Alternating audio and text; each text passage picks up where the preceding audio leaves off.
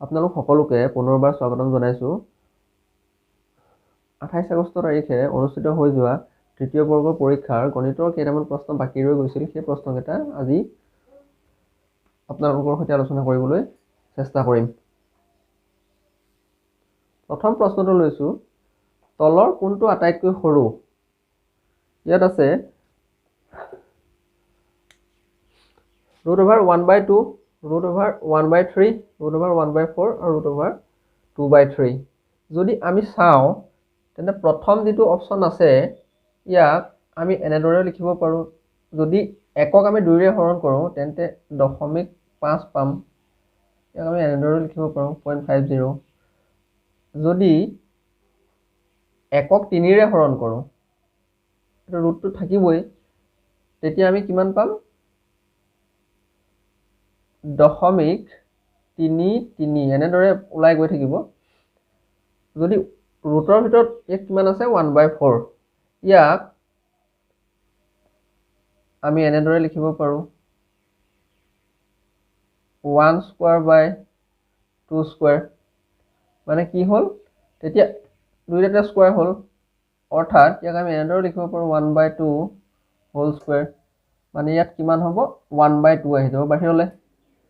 ইয়াৰ মান কিমান হ'ব? যদি 2ৰে একক হৰণ কৰোঁ 0.5, পিছত 0 এটাও লগাই দিছোঁ 0.50, কিন্তু ইয়াত ৰুট চিনটো নাই, ই সম্পূৰ্ণ বাহিৰ হৈ গুচি আহিলে। বাকী কেইটাত আছে 0.50 পাইছোঁ, ইয়াত পাইছোঁ 0.33। ইয়াক যদি হৰণ কৰোঁ 3ৰে যদি আমি 2 হৰণ কৰোঁ তেন্তে 0.66 এনেদৰে ওলাই গৈ থাকিব।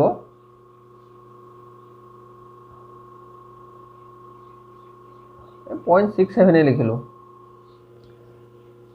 যিহেতু দশমিকৰ পিছত যদি 5ত প্ৰথম দুটা সংখ্যা লোৱাৰ পাছত 5তকৈ ডাঙৰ কোনো অংক পোৱা যায় তেন্তে আগৰটোৰ লগত 1 এটা যোগ কৰি দিয়া হয়। গতিকে আমি ইয়াক 67 হিচাপে লিখিলোঁ। গতিকে দেখা গ'ল যে ইয়াত 0.50 আছে, ইয়াত 0.33 আছে, ইয়াত 0.67 আছে, আটাইকেইটা ৰুটৰ ভিতৰত আছে। গতিকে ইয়াত আটাইতকৈ সৰু, ইটো সম্পূৰ্ণভাৱে ই সকলোতকৈ ডাঙৰেই হৈ গ'ল, ই সৰু হ'বই নোৱাৰে। বাকী কেইটাৰ ভিতৰত এটা মান পাইছোঁ এইটো, আন এটা পাইছোঁ এইটো, আৰু এটা পাইছোঁ এইটো। এইকেইটাৰ ভিতৰত কোনটো আটাইতকৈ সৰু? আটাইতকৈ সৰুটো হ'ব এইটো √0.33, অৰ্থাৎ তলৰ কোনটো আটাইতকৈ সৰু আমাক সুধিছিলে, ইয়াত অপশ্যন বিটো হ'ব শুদ্ধ উত্তৰ। √1/3টো শুদ্ধ উত্তৰ হ'ব। নিশ্চয় বুজি পাইছে? যদি বুজি পোৱাত অলপ অসুবিধা হৈছে তেন্তে ভিডিঅ'টো একবাৰ চাই ল'ব পুনৰাই, তেতিয়া ভালদৰে বুজি পাব।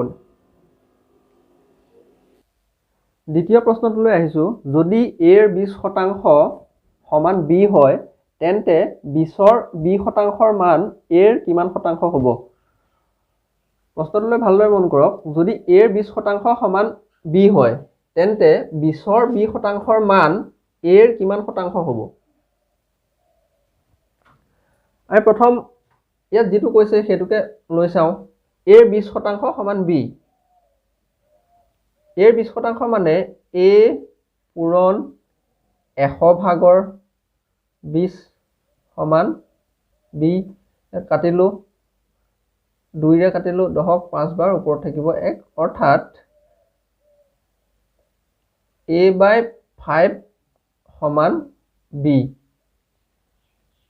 b কি পালোঁ? ইয়াত a/5 পালোঁ। এইটো মৰ্ণিং শ্বিফ্টৰ আছিলে। আমি ইয়াক এইফালে লিখি থওঁ, a/5 = b। তাৰ পাছত কি কৈছে? 20ৰ b% মান।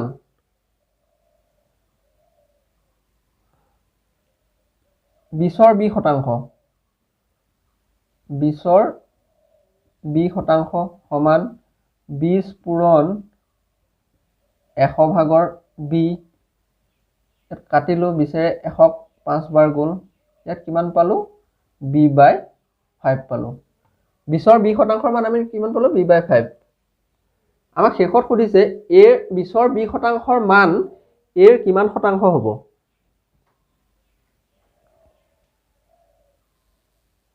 ভালদৰে মন কৰক শেষৰ যিটো কথা কৈছে 20ৰ 20% মান এৰ কিমান শতাংশৰ সমান হ'ব আমি 20ৰ 20% কিমান পালো b/5 পালো আৰু কাৰ শতাংশৰ কথা কৈছে এৰ শতাংশ 20ৰ 20% মান এৰ শতাংশ কিমান শতাংশ হ'ব গতিকে আমি এক এনেদৰে লিখিব পাৰো তলত লিখিলো a ওপৰত 20ৰ 20% মানে আমি কিমান পাইছো b/5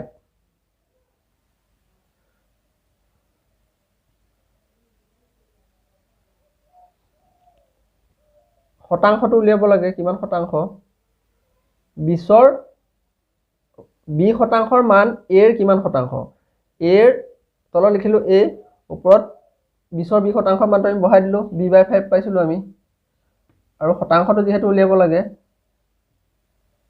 এটো এনেদৰে লিখিলো তাৰ পাছত ইয়াক আমি এনেদৰে লিখিব পাৰো b/5 পূৰণ এৰ তলত একো নাই মানে একেটা আছিল 1/a হিচাপে লিখিব পাৰো পূৰণ 100% বস্তুটো বুজিবলৈ চেষ্টা কৰক পাছত এতিয়া সময় লাগক কোনো কথা নাই কিন্তু পাছত এনেকুৱা ধৰণৰ প্ৰশ্ন আহিলে আপোনালোকে গণিতটো সদায় প্ৰেক্টিছৰ ওপৰত নিৰ্ভৰ কৰে যিমানে প্ৰেক্টিছ কৰিব সিমানে সহজ হ'ব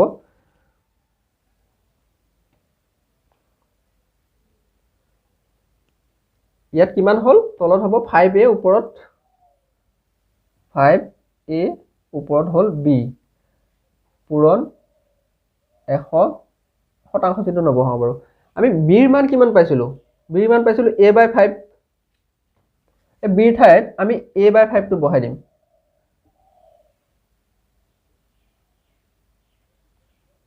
a/5 তলত আছে 5a আছে পূৰণ 100 ইয়াকো আমি এনেদৰে কৰিবলৈ চেষ্টা কৰিম মানে a/5 পূৰণ 1/5a অৰ্থাৎ ইয়াৰ তলত একো নাই মানে একেটা আছে আমি ইয়াক হৰণ হৈ আছে ইটোৱে সিটোৰ লগত পূৰণ কৰিলে বস্তুটো উল্টা হৈ যাব পূৰণ 100 a ৰ লগত a আমি কাটি দিলো কিমান থাকিল তলত হল 5 5 গুণ 25 ওপৰত 100 হ'ব 100 আৰু ইয়াত থাকিল 25 25 এৰ 100 কাটিলে কিমান যাব 4 বাৰ যাব ইফালে শতাংশ চিন্তা আছিল গতিকে 20ৰ 20% মান এৰ 4% সমান হ'ব অপচন যেটোটা 4 আছিল সেটোই হ'ব শুদ্ধ উত্তৰ পাছৰ প্ৰশ্নটোলৈ আহিছো এটা সংখ্যাক 893 ৰে হৰণ কৰিলে ভাগশেষ 193 হয় সেই সংখ্যাটো 47 ৰে হৰণ কৰিলে ভাগশেষ কিমান হ'ব প্ৰশ্নটোলৈ আৰু এবাৰ ভালকৈ মন কৰক এটা সংখ্যাক 893 ৰে হৰণ কৰিলে ভাগশেষ 193 হয় সেই সংখ্যাটোক 47 ৰে হৰণ কৰিলে ভাগশেষ কিমান হ'ব যদি এনেকুৱা ধৰণৰ প্ৰশ্ন আহে পৰীক্ষাত তেন্তে এটা কথাই মন কৰিব আমাৰ সংখ্যাটো দিছে সংখ্যাটো দিয়া নাই সংখ্যাটো আমি নাজানো তাক 893 ৰে হৰণ কৰিলে ভাগশেষ কিমান পোৱা যায় বুলি কৈছে 193 পোৱা যায় আৰু সেই যেটো আমি নজনা সংখ্যাটো তাক 47 ৰে হৰণ কৰিলে ভাগশেষ কিমান পোৱা যাব সেইটো সুধিছে গতিকে আমি ইয়াত একো কৰিব নালাগে এই 47 ৰে 193 ক হৰণ কৰিলে আমি যেটো ভাগশেষ পাম অৰ্থাৎ বাকি যেটো থাকিব সেইটোই হ'ব অংকটোৰ উত্তৰ আমি হৰণ কৰি চাও 193 by 47 4 4 গুণ 16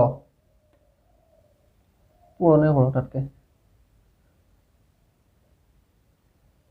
4 7 গুণ 28 ৰ 8 উকলিব 2 4 4 গুণ 16 16 2 18 188 পালো 193 পৰা 188 বিয়োগ কৰিলে কিমান পাম 193 minus 188 সমান 5 অৰ্থাৎ 4 বাৰ গ'ল হৰণ কৰোতে 47 ৰে 193 হৰণ কৰিলে 4 বাৰ যাব আৰু 5 বাকি থাকিব গতিকে অংকটোৰ উত্তৰ হ'ব 5 পাছৰ প্ৰশ্নটোলৈ আহিছো এটা চকাই 1000 পাক ঘূৰিলে 22 কিলোমিটাৰ দূৰত্ব অতিক্ৰম কৰে চকাটোৰ ব্যাসাৰ্ধ কিমান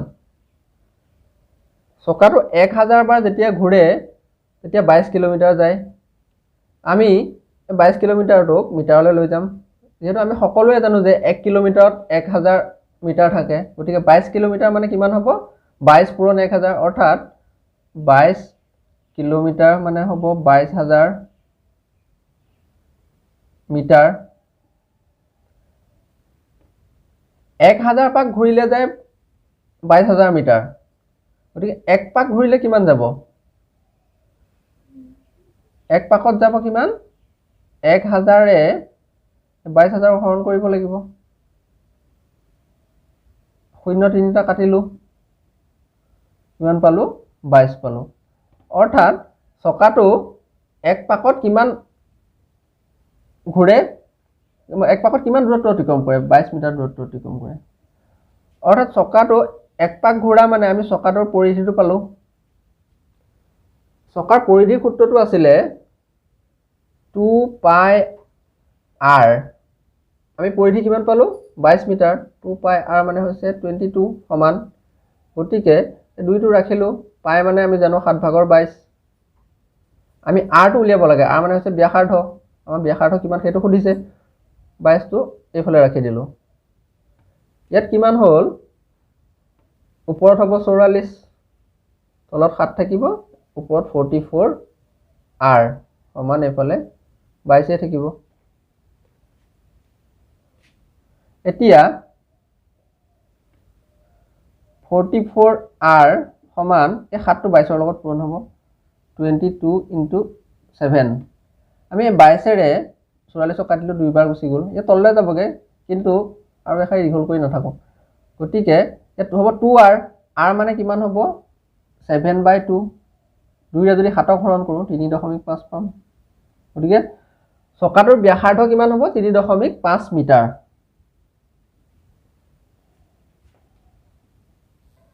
পাছৰ প্ৰশ্নটো কোনো দুটা সংখ্যা আন এটা সংখ্যাতকৈ ক্ৰমে 20% আৰু 50% ডাঙৰ হলে ডাঙৰ সংখ্যা দুটাৰ অনুপাত কিমান হ'ব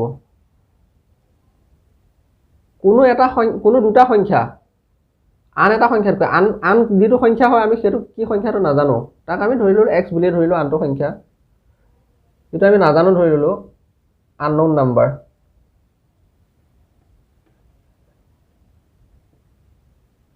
আমি x বুলি ধৰিলো আৰু যেটো 20% ডাঙৰ সেইটো যদি আমি a বুলি ধৰিলো হা 20% টো আমি a বুলি ধৰিলো আৰু 50% টো আমি b বুলি ধৰিলো প্ৰথমে ক'লে a সংখ্যাটো এই x সংখ্যাটোতকৈ 20% ডাঙৰ a সমান কিমান হ'ব কাটকৈ 20% ডাঙৰ আমি ধৰি ললো যেটো আমি সংখ্যা নাজানো অৰ্থাৎ তৃতীয় সংখ্যাটো আনটো সংখ্যা তাক ধৰিলো x তাতকৈ কিমান ডাঙৰ 20% ডাঙৰ x ৰ সংখ্যাটোতকৈ ডাঙৰ হ'ব লাগিব ন x plus x ৰ 20% সমান আমি কিমান পাম x plus x পূৰণ 100/20 এটো কাটিলো এটো ওপৰত একেই থাকিব তলত থাকিব 5 x plus আমি নাকাটি কটাকটি নকৰো তেতিয়া অলপ সুবিধা হ'ব যেনেদৰে আছে তেনেদৰে থাকক 20/100 এটা কিমান হ'ব x ইয়াত হ'ব 20x তলত হ'ব 100 সমান লসাগু ললো 120x হ'ব a মানে আমি কিমান পালো 100/120x তাৰ পাছত দ্বিতীয়তে কৈছে আমি 50% যেটো ডাঙৰ হয় তাক b বুলি ধৰিছিলো কাটকৈ ডাঙৰ x তকৈ 50% ডাঙৰ হয় গতিকে একে সূত্ৰ প্ৰয়োগ হ'ব x plus x ৰ 50% x plus x ৰ 50% হ'ব এটো আমি কেনেদৰে লিখিম একে পদ্ধতি প্ৰয়োগটো একে হ'ব নিয়মটো গতিকে আমি তেনেদৰে হেৰি কৰি নাথাকো শেষত পোৱাগে যাব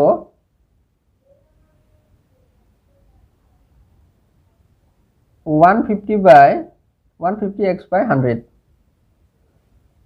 আমাক কি উলিয়াব দিছে এই ডাঙৰ সংখ্যা দুটাৰ অনুপাত উলিয়াব দিছে প্ৰথম সংখ্যাটো আমি 20% ডাঙৰ আৰু পাছৰটো হৈছে 50% ডাঙৰ গতিকে প্ৰথমটো আমি কি পাইছিলো a ইয়াৰ মান পাইছিলো এটো আৰু দ্বিতীয়তে কি পালোঁ এইটো পালোঁ ইহঁত দুটাৰ মাজৰ অনুপাতটো উলিয়াব দিছে যেহেতু প্ৰথম সংখ্যাটো 20% ডাঙৰ আছিল আৰু প্ৰথমে আমি 20%টো পাইছিলোঁ গতিকে আমি ইয়াক প্ৰথমে লিখিম 120x/100 অনুপাত উলিয়াব দিছে এইটো হ'ব 150x/100 দুইফালে 100 দুটা আমি বাদ দিলোঁ তলত আছে x কেইটা কাটি দিলোঁ তাৰ পাছত এতিয়া ধৰি ললোঁ আমি আৰু ইয়াত নাকাটো অকণমান বুজাই দিবলৈ চেষ্টা কৰোঁ ওপৰত থাকিব 120 তলত থাকিব অনুপাত মানে ইটোৱে সিটো হৰণ হৈ থাকে 150 থাকিব শূন্য কাটিলোঁ 12 আৰু ওপৰত 12 থাকিল তলত 15 থাকিল গতিকে কিহেৰে কাটিম 3ৰে কটা যাব 3 4 গুণ 12 তলত হ'ব 3 5 গুণ 15 কিমান পালোঁ 4/5 অৰ্থাৎ সংখ্যা দুটাৰ অনুপাত কিমান হ'ব ডাঙৰ সংখ্যা দুটাৰ অনুপাত 4:5 পাছৰ প্ৰশ্নটো x/y = 2/3 হ'লে এইটোৰ মান কিমান হ'ব সেইটো সুধিছে ইয়াত আমি দুটা পদ্ধতি ব্যৱহাৰ কৰিব পাৰোঁ যদি x বা y মান এটা ইয়াৰ পৰা উলিয়াই ল'ব পাৰোঁ আমি ধৰিলোঁ x ৰ মান y টো 2 লগত পূৰণ হ'ব 2y/3 যদি ইয়াত য'ত x আছে তাত x ৰ ঠাইত 2y/3 যদি বহাই দিয়া যায় তেতিয়া মানটো পোৱা যাব নহ'লে আমি y টো ল'ব পাৰোঁ যদি y টো আমি মানটো যদি লওঁ তেন্তে হ'ব 2/3x এই দুটাৰ ভিতৰত যিকোনো এটা মান ইয়াত বহালেই হ'ল y ৰ ঠাইত এইটো মান বহাব পৰা যায় বা x ৰ ঠাইত এইটো মান বহাব পৰা যায় কিন্তু ইমান দীঘলীয়া প্ৰচেছ আমি নকৰি অলপ সহজভাৱে কৰিবলৈ চেষ্টা কৰিম কিন্তু দুইটা পদ্ধতিতে উত্তৰ একেই ওলাব আমি x ৰ ঠাইত 2 বহাই দিম আৰু y ৰ ঠাইত 3 বহাই দিম কি আছিল আমাৰ 3x + 5y x মানে 2 ললোঁ এইটো আৰু y মানে হ'ল এইটো 3 3 পূৰণ 2 6 হ'ল যোগ y মানে কিমান 3 5 3 গুণ 15 ঠিক তেনেদৰে তলত 3 2 গুণ 6 মাইনাছ 5 3 গুণ 15 যোগ চিন আছে মাজত 6x x মানে 2 6 2 গুণ 12 প্লাছ 4y 4 3 গুণ 12 তলত হ'ব 6x ইয়াত হ'ব 12 হ'ব 2 6 গুণ 12 মাইনাছ y মানে কিমান 3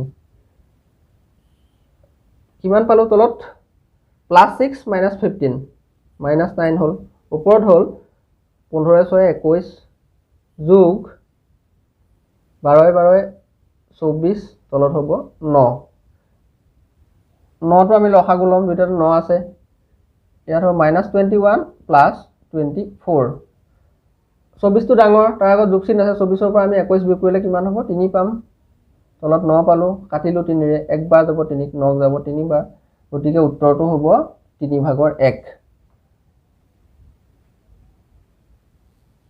পাছৰ প্ৰশ্নটো p আৰু q ৰ লসাগু যদি q হয় আৰু q আৰু r ৰ লসাগু r হয় তেন্তে p q আৰু r তিনিওটাৰে লসাগু কিমান হ'ব ইয়াত কৈছে p আৰু q ৰ লসাগু q অৰ্থাৎ এইটো ঠিক ইয়াত তেনেদৰে q আৰু r ৰ লসাগু r পোৱা গৈছে আমাক সুধিছে p q আৰু r ৰ লসাগু কিমান অৰ্থাৎ প্ৰথমে দুটা দুটা দিছিলে পাছত আটাইকেইটা মিলি একেলগে উলিয়াব দিছে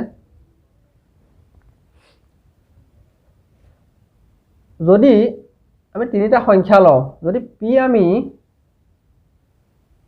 2 ধৰোঁ q যদি আমি 4 ধৰোঁ আৰু r যদি 8 ধৰোঁ তেন্তে p আৰু q লসাগু কিমান হ'ব 2 আৰু 4 লসাগু 4 হ'ব আৰু p q আৰু r ৰ তিনিওটা মিলি লসাগু কিমান হ'ব 8 হ'ব প্ৰথম দুটা যদি লওঁ p আৰু q লওঁ 2 আৰু 2,4 ইহঁত যদি লসাগু লওঁ 2 1 বাৰ যাব 2 বাৰ যাব 2 2 গুণ 4 যদি পাছৰ প্ৰথমে ইহঁত দুটা ললোঁ তাৰ পাছত ইহঁত দুটাক ল'ম 4 পালোঁ মানে q টো পালোঁ পাছত 4 আৰু 8 ৰ লসাগু লওঁ 2 ৰে যাব 2 2 গুণ 4 2 4 গুণ 8 আকৌ 2 ৰে যাব 2 গুণ 2 2 2 গুণ 4 2 2 গুণ 4 4 2 গুণ 8 অৰ্থাৎ r টো পোৱা গ'ল আৰু যদি তিনিওটাৰে একেলগে লসাগু লওঁ 2 4 8 একবাৰ যাব দুইবাৰ যাব চাৰিবাৰ যাব আকৌ দুইয়ে যাব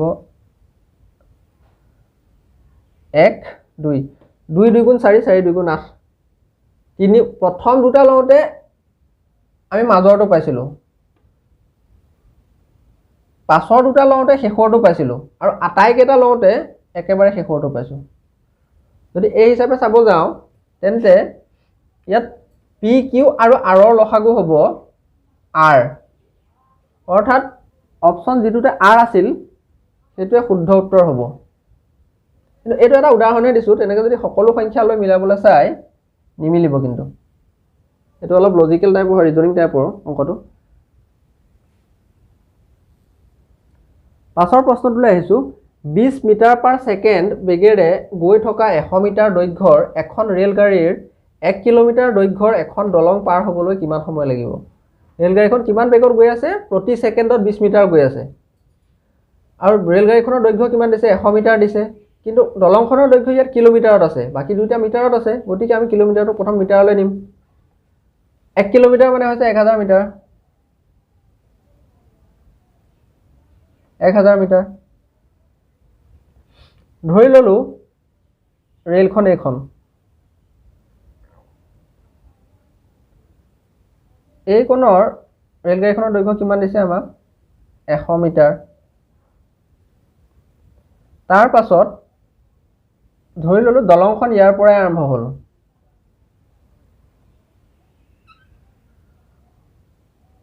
এই টুকুৰা ধৰিলো দলংখন অৰ্থাৎ দলংখনৰ দৈৰ্ঘ্য 1 কিলোমিটাৰ আছিল মানে 1000 মিটাৰ হ'ল ৰেলগাড়ীখন যেতিয়া দলংখন ইয়াত আৰম্ভ হৈছে দলংখনত উঠিছে প্ৰথমে কিন্তু সম্পূৰ্ণৰূপে পাৰ হৈ যাবলৈ ৰেলগাড়ীখনে এই দূৰত্বটো আকৌ এবাৰ এফালে ল'বগে লাগিব যিহেতু ৰেলগাড়ীখন সম্পূৰ্ণ পাৰ হ'ব লাগিব তেতিয়া ৰেলগাড়ীখনৰ সন্মুখ ভাগটো ইমান দূৰ পাবগে 5 ভাগটো অৰ্থাৎ শেষৰ দবাটো ইমানত থাকিব অৰ্থাৎ দলংখন পাৰ যেতিয়া দলংখন পাৰ কেতিয়া হ'ব সম্পূৰ্ণ ৰেলখন যেতিয়া পাৰ হ'ব তেতিয়া দলংখন পাৰ হোৱা বুলি ক'ব গতিকে ৰেলখনৰ দৈৰ্ঘ্য কিমান 100 মিটাৰ এই টুকুৰা আমি 100 মিটাৰ ললো এই টুকুৰা আমি এটা বাদ দিলো কাৰণ ৰেলটো দলংখনৰ পৰা আমাৰ ষ্টাৰ্ট হ'ব গতিকে 1000 যোগ 100 মিটাৰ মুঠ দূৰত্বটো কিমান হ'ব এই দুটা প্লাস কৰিম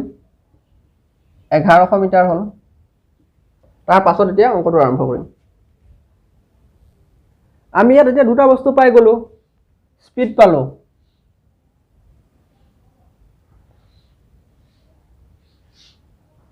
স্পিডটো পালো কিমান পালো 20 তাৰ পাছত ডিসটেন্স পালো ডিসটেন্স 1100 মিটাৰ পালো আমাক কি লাগে সময় লাগে অৰ্থাৎ দলংখন পাৰ হওঁতে কিমান সময় লাগিব সেই সময়টো উলিয়াব লাগে টাইমটো লাগে সূত্ৰটো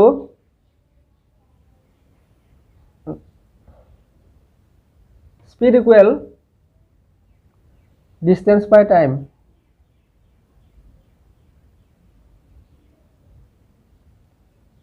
কিন্তু আমাক ইয়াত কি উলিয়াব দিছে সময়টোহে উলিয়াব দিছে গতিকে এই টাইমটো আমি ইয়াত লৈ আহিম আৰু যেটো বেগটো গতি বেগ তাক তললৈ লৈ যাম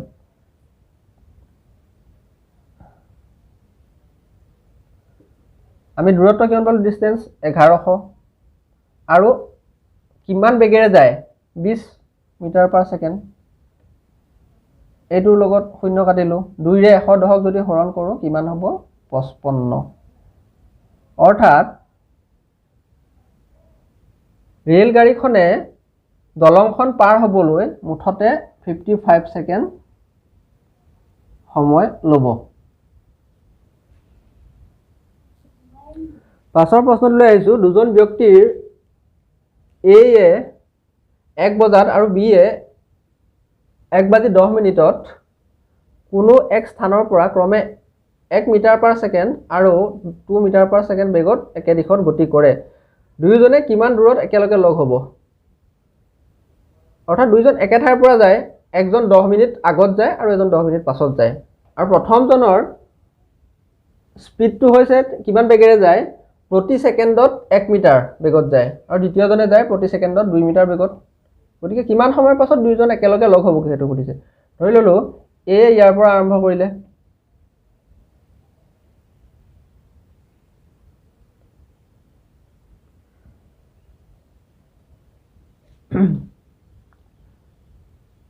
এক বজাত আৰম্ভ কৰিলে প্ৰতি 1 মিটাৰ পাৰ ছেকেণ্ড বেগত। প্ৰতি ছেকেণ্ডত কিমান মিটাৰ যায় তেখেতে? 1 মিটাৰ যায়। গতিকে মানুহজনে 10 মিনিটত অৰ্থাৎ 1 বজাৰ পৰা 1 বাজি 10 মিনিট যোৱালৈকে কিমান দূৰ যাব প্ৰথম আমি সেইটো উলিয়াম। প্ৰতি ছেকেণ্ডত যায় 1 মিটাৰ। গতিকে 1 মিনিটত কিমান যাব? 60 ছেকেণ্ডে 1 মিনিট। 1 ছেকেণ্ডত যদি 1 মিটাৰ যায় তেন্তে 60 ছেকেণ্ডত 60 মিটাৰ যাব। আৰু 10 মিনিটত কিমান যাব? 60 পূৰণ 10 হ'ব। অৰ্থাৎ মানুহজনে 600 মিটাৰ যাব 10 মিনিটত। এ নামৰ ব্যক্তিজনে এ গ'ল 600 মিটাৰ 10 মিনিটত। কিন্তু তেতিয়ালৈকে বিয়ে যাত্ৰা আৰম্ভ কৰা নাই। বি যাব 1 বাজি 10 মিনিটত আৰু বিৰ গতিবেগটো এৰ গতিবেগৰ দুগুণ হয়। গতিকে যিটো 1 বাজি 10 মিনিটত যদি বিয়ে আৰম্ভ কৰে ইয়াৰ পৰা, তেন্তে বিয়ে 10 মিনিটত কিমান যাব? ইয়াৰ দুগুণ যাব, যিহেতু প্ৰতি ছেকেণ্ডত 2 মিটাৰ যায়। 60 ছেকেণ্ডত অৰ্থাৎ 1 মিনিটত কিমান যাব?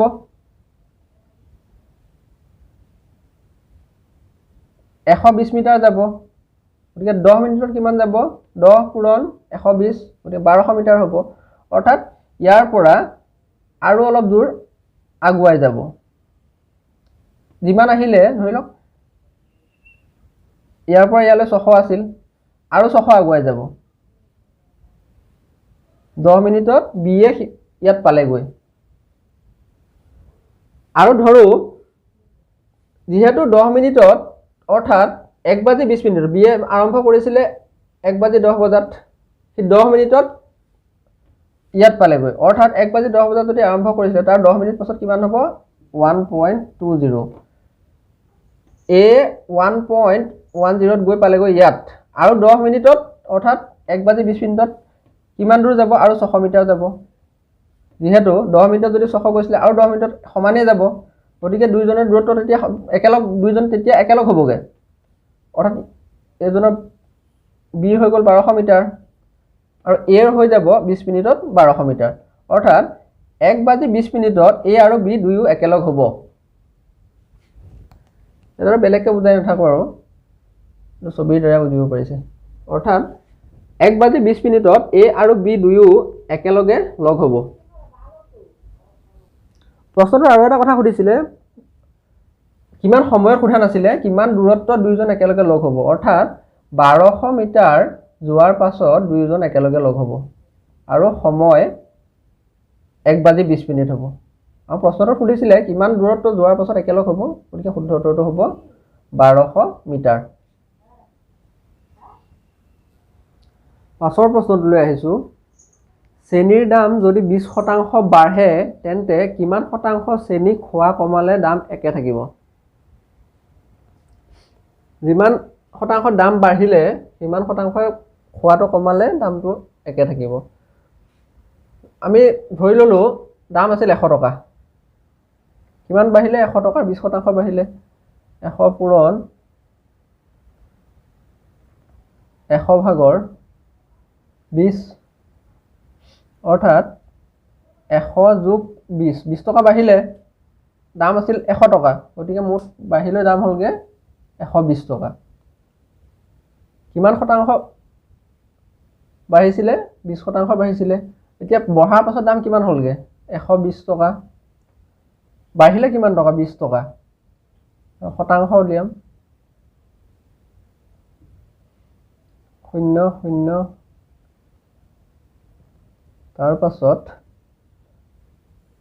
ওপৰত থাকিলে 20 পূৰণ 10, 200, তলত থাকিলে 12। 2 6 গুণ 12, 2 100, 2 3 গুণ 6, 50, 3 ভাগৰ 50 হ'ল 3 যদি 50ক হৰণ কৰোঁ 3 ষোলং 48 16 সমষ্টি 3 ভাগৰ 2 হ'ব 16 সমষ্টি 3 ভাগৰ 2 শতাংশ ইয়াক যদি আমি দশমিকত প্ৰকাশ কৰোঁ তেন্তে হ'ব 16.666 এনেদৰে ওলাই গৈ থাকিব অৰ্থাৎ 16.67% হিচাপে আমি লিখিব পাৰোঁ অৰ্থাৎ কিমান শতাংশ শ্ৰেণী খোৱাটো কমাব লাগিব 16.67 শতাংশ